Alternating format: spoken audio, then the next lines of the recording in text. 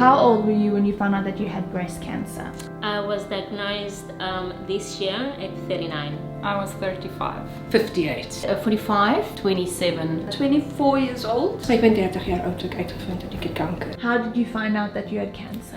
So it was just a normal mammogram that I had to go for a normal checkup. Ek het die Saterdag het ek 'n snaakse gevoel in my bors. I woke up one morning and I always used to inspect my own breast. I found the lump myself. I was sitting at my coffee table marking. I had a lump in my breast, which I had actually for a very long time. I felt a lump in my breast. I was in the shower, getting ready and washing and rubbing the side, and I felt a bump. Toe is daar 'n tipe van 'n bump. I immediately phoned my mom and asked her, well, what do I do? Where do I go? I called my mom and we booked an appointment to have it checked out. I decided to have it checked out because it was behaving atypically. And I thought, oh, I better go and see what this is all about. In fact, I actually wasn't going to go that year, and because life gets in the way. And then I went to a clinic. En ek gaan na my GP toe en hy het gesê dit is verstopte melkkliere, maar die antwoord het nie lekker gesit by my nie. And I initially said that I didn't care what the lump was as long as it wasn't cancer, and I had no plan on going back. Van die mammogram af moes ek gaan na 'n algemene chirurg en hy het vir my meegedeel dat ek kanker het.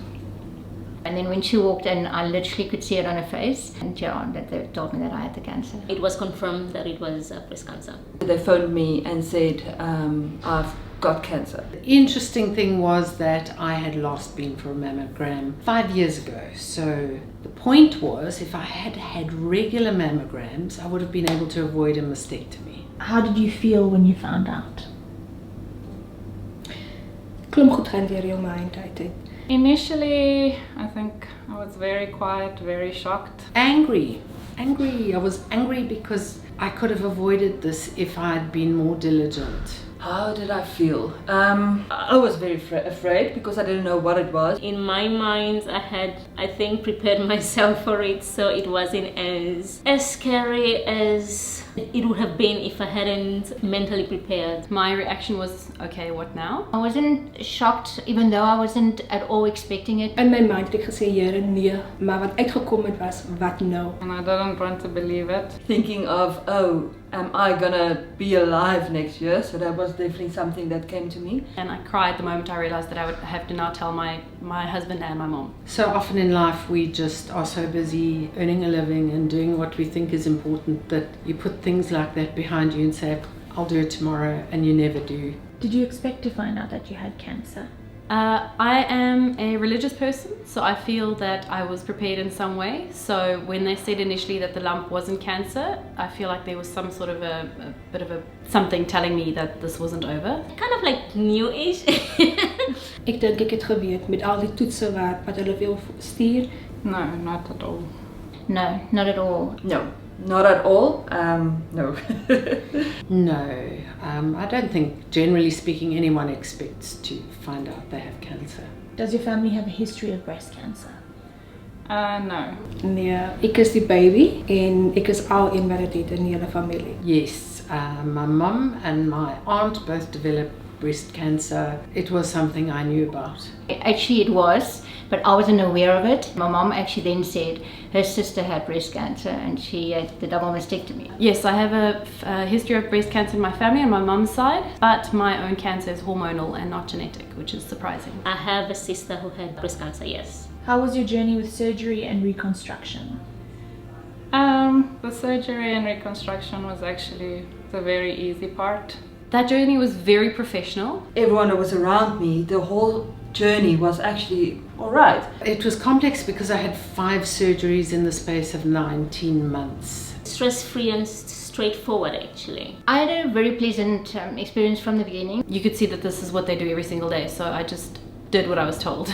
I had thought, okay, this is going to be in for a mastectomy, come out with an implant reconstruction, have a year of radiation, and I'm done and dusted. And that all crashed and burned. Surgery was tough, want ek het komplikasies gehad en dit het vir hulle 12 ure geneem om die reconstruction te voltooi. After I did my chemo, the tumor didn't react as much as they hoped. My surgery was decided to be brought forward. I had the surgery about a week and a half ago from today. And we spoke about my hair that needs to go because you have to go chemo and then surgery and all that. And she's like, well, that's actually amazing because now you can have pink hair and blue hair. And we're like, and she just, all the positive things. A year after the previous implant reversal, I was able to have a deep flap reconstruction, which was successful. Did the reconstruction make a difference for you, and would you recommend immediate reconstruction? Yes, I would. Yes, I would. Yes, it made a massive difference for me. I would absolutely recommend it. I would recommend immediate reconstruction. I think being as young as I am, your boobs are very much part of your identity. The reconstruction changed my life. It was emotional to me to handle the results of my surgery, and my results are absolutely amazing. So I cannot imagine how emotional it would be for someone who woke up and saw something completely different to what they're used to. So I had to make a decision as well. Am I going to do one breast or am I going to do a double mastectomy? You've got one side that's actually perfectly fine, but the chance of it that it can spread to the other side. I would definitely wait until your radiation and your cancer treatment is over. And why do you say that? Because it's going to end up costing you a hell of a lot more money. If you think about it, one procedure to have a mastectomy and a reconstruction, then you're going to reverse the reconstruction, then you are going to go and have a second mastectomy to get rid of fibrous tissue, and only after that are you going to end up being able to have a deep flap reconstruction. Knowing what I know now, I would recommend people waited. I definitely would recommend it. It's one surgery. Sometimes you can't. Maybe you don't know type of cancer that you've had, they might not be able to do it. Ek dink die feit dat myne sommer gerekonstrukt was, het vir my emosioneel nie so 'n groot impak gehad. I said at the beginning, it is a longer operation, it is a little bit difficult, but for me it was better to do it like that because I wanted to go one time and sort everything out. Looking at it right now, I had my breast and I still have my breast, so if I didn't have the reconstruction, then it would have felt and looked a bit weird, and I think that would have had a mental impact. And after the reconstruction, I just felt whole again, and I started going out socially, and I regained the use of my arm. Just to wake up and have boobs, and now I've got boobs that's gonna sit underneath my chin until I'm 80, so very happy. Did you have chemo or radiation? I had chemo and radiation together. Before I had chemo, then the operation, and I still have to do my radiation. Only radiation. I only had chemo, no radiation. I didn't have either. Beide. Yes, I finished chemo about a month ago, and I should start with radiation this coming Monday. How long did you fight the cancer for? 1 year. Well, so far it's 19 months. In an ideal world, 41 months to go, and after that we'll wait and see. Ek het in Desember maand klaar gemaak met radiation. So 10 maande. I went in for the surgery, we did the mastectomy, they managed to get everything out, and that was that. I wouldn't say that I've fought anything. I was diagnosed and was treated immediately, and I was diagnosed about a year ago. Diagnosed in February of this year. I still have to do my radiation, so I suppose I'm still fighting.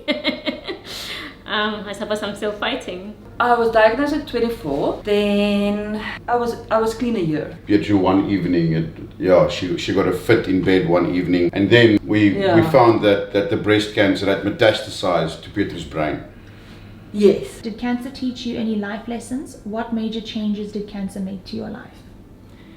I think negative changes would be the chemo definitely has side effects that's long lasting. For instance, that you have what they call chemo brain. One doctor told me that not a single person that he knows of has had cancer and come out a worse person on the other end. I think I got more positive because of cancer. That's so weird, but that's true. My spiritual journey has been accelerated through the roof. Stay in the moment, live in the moment, enjoy every moment for what it is. Everyone was there for me, and then I realized, am I like that as well?